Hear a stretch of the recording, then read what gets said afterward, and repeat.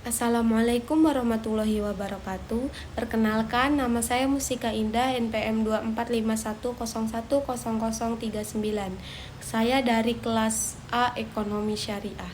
Di sini, tujuan saya membuat video ini untuk memenuhi tugas mata kuliah Pemikiran Ekonomi Islam yang diampu oleh Ibu Gina Ulfa Saifur Rahman. Selamat menyaksikan.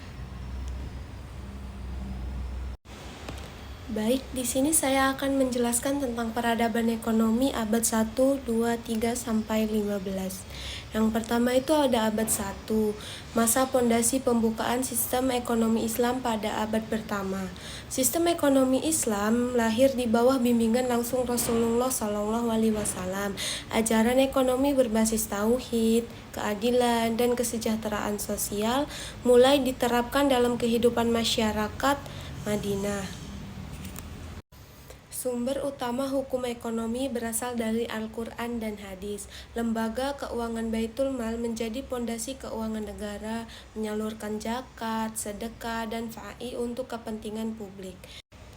Adapun tokoh dan ulama pentingnya yaitu yang pertama ada Umar bin Khattab pada tahun 581 sampai 644 Masehi mendirikan sistem pajak kharaj atau tanah, jizyah atau non-muslim dan gaji tetap bagi pegawai. Beliau memperkenalkan konsep Baitul Mal secara resmi. Yang kedua itu ada Ali bin Abi Thalib pada tahun 600 sampai 661 Masehi, menegaskan keadilan distribusi harta dan pengawasan terhadap amil zakat. Yang ketiga ada Abdullah bin Abbas pada tahun 619 sampai 687 Masehi. Ulama tabi'in yang mengajarkan pentingnya kejujuran dan etika kerja dalam ekonomi. Terus selanjutnya ada Umar bin Abdul Aziz pada tahun 682 sampai 720 Masehi. Khalifah adil dari Bani Umayyah memperbaiki sistem pajak dan menghapus monopoli. Pada masa ini, hampir tidak ada orang yang miskin yang berhak menerima zakat. Selanjutnya yaitu ada abad kedua, masa dinasti Bani Umayyah. Dinasti Bani Umayyah berdiri setelah berakhirnya masa Khulafaur Rasyidin, tepatnya pada tahun 41 Hijriah atau 661 Masehi, ketika Muawiyah bin Abi Sofyan menjadi khalifah pertama. Ibu kota berada di Damaskus. Pada masa ini, wilayah kekuasaan Islam berkembang sangat luas, mencakup Spanyol di barat hingga India di timur. Tokoh-tokoh penting dalam bidang ekonominya itu yang pertama ada Muawiyah bin Abi Sofyan tahun 661 sampai 680 Masehi, yaitu pendiri dinasti Bani Umayyah, membentuk sistem administrasi, pemerintah dan keuangan yang terpusat, membangun lembaga pos dan transportasi untuk mempercepat distribusi barang dan pajak. Yang kedua ada Abdul Malik bin Marwan pada tahun 685 sampai 705 Masehi, melakukan reformasi besar-besaran di bidang ekonomi dan moneter, mencetak mata uang Islam atau dinar dan dirham pertama yang resmi, menyusun sistem akuntansi dan pencatatan pajak secara tertulis. Yang ketiga ada Umar bin Abdul Aziz pada tahun 717 sampai 720 Masehi, dikenal sebagai khalifah yang adil dan juhud, bahkan sering disebut Khalifahur Rasyidin kelima, menghapus pajak berlebih pada non-muslim, memperbaiki sistem zakat dan menolak korupsi. Distribusi kekayaan sangat merata sampai dikisahkan tidak ada lagi rakyat miskin yang mau menerima zakat, menetapkan kebijakan harga yang adil dan melarang penimbunan barang. Terus yang keempat ada Al-Hajjaj bin Yusuf, gubernur di Irak yang memperbaiki sistem pertanian dan irigasi, mengatur kembali sistem pajak tanah agar memproduktivitas meningkatnya. Peradaban ekonomi Islam masa Abbasiyah.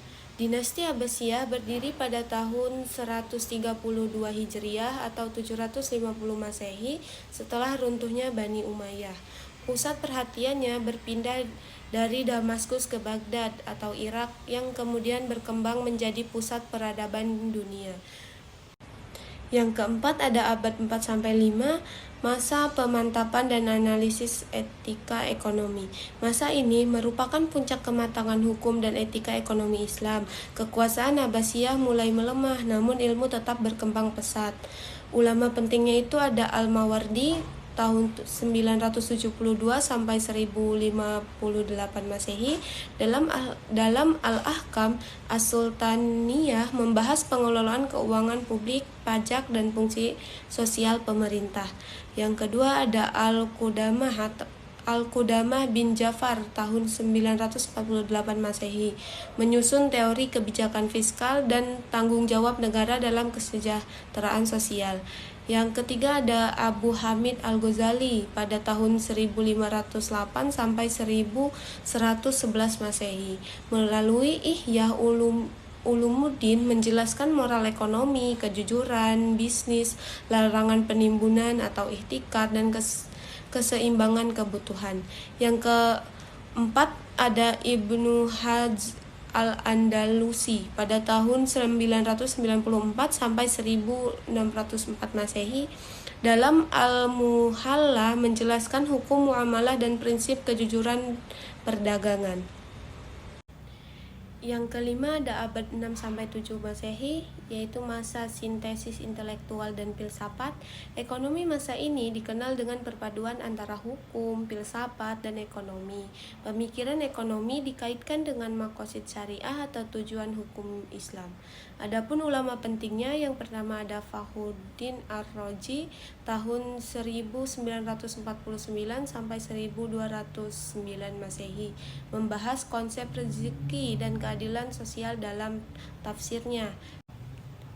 Yang kedua ada Ibnu Rus pada tahun 1126 sampai 1198 Masehi, melalui Bidayat Al-Mujtahid menggabungkan hukum fikih dengan rasionalitas ekonomi.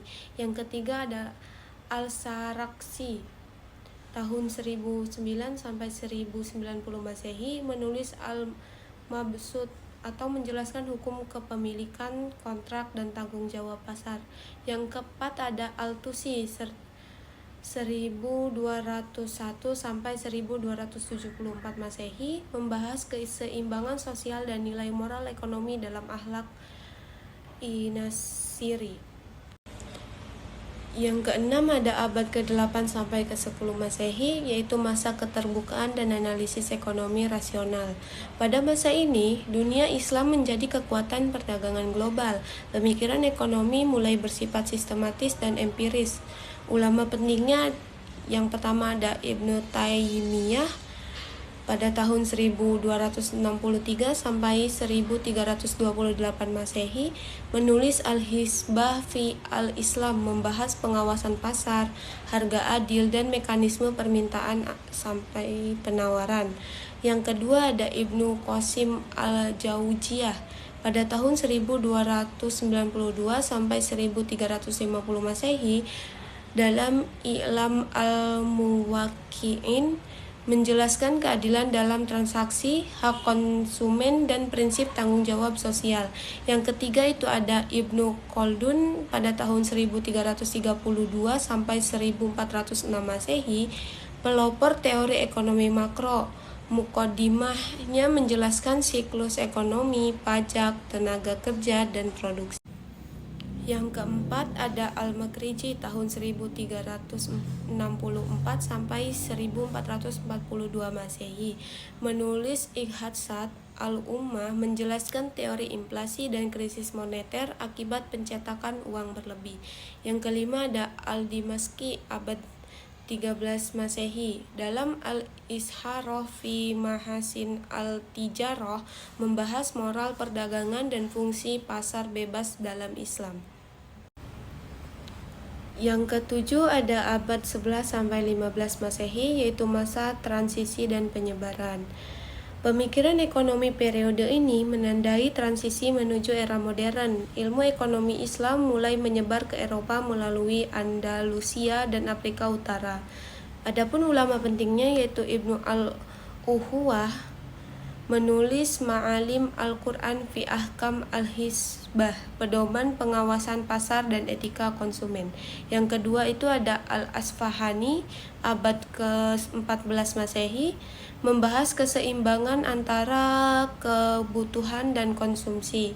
Yang ketiga ada Al-Suyuti, pada tahun 1445 sampai 1505 Masehi, menuliskan Al-Jami Al-Kabir, menguraikan sistem zakat dan wakaf sebagai alat redistribusi kekayaan. Yang keempat itu ada Ibnu Hajar Al-Asqalani pada tahun 1372 sampai 1449 Masehi dalam Fath al-Bari. Dan yang terakhir ada Al-Sahawi pada tahun 1428 sampai 1497 Masehi, menulis sejarah sosial dan wakaf di Mesir yang memperlihatkan peran ekonomi Islam dalam kesejahteraan masyarakat. Jadi, kesimpulannya dari abad 1 hingga 15, ekonomi Islam berkembang dari dasar-dasar spiritual menuju teori ekonomi rasional yang lengkap. Para pendiri mazhab seperti Abu Hanifah, Malik, Syafi'i, dan Ahmad bin Hambal memberikan pondasi hukum muamalah yang menjadi acuan hingga masa kini, sedangkan para ulama seperti Abu Yusuf, Al-Ghazali, Ibnu Taimiyah, Ibnu Khaldun, dan Al-Makriji memperluasnya ke bidang kebijakan publik, etika bisnis, pasar, dan keuangan negara. Ekonomi Islam terbentuk sebagai sistem yang berbasis tauhid, keadilan, keseimbangan, dan kemaslahatan. Tidak hanya menata keuangan, tetapi juga membentuk moral dan tatanan sosial masyarakat.